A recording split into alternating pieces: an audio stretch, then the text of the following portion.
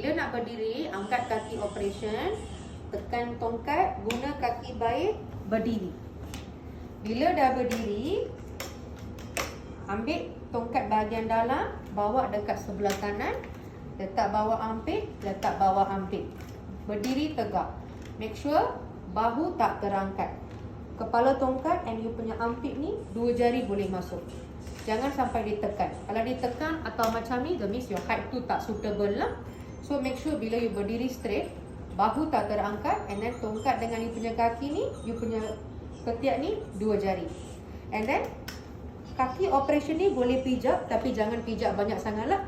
Pijak sikit untuk balance. Okay. So bila nak jalan, letak tongkat dan serentak ke depan. Jangan jarak sangat. Dari sini ke sini, sikit cukup. Okay. Letak kaki operation dulu. Sikit saja. Dalam 20-30% saja. Just touch saja. Okay.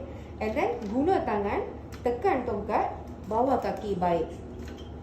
Tongkat, start with operation leg dalam 20 hingga 30%. Tekan tongkat, bawa kaki baik. Tongkat, operation leg 20 to 30%. Tekan tepi tongkat, bawa. So sekarang kita nak duduk macam mana? Kita undur, kaki operation, kaki baik. Tongkat, kaki operation, kaki baik.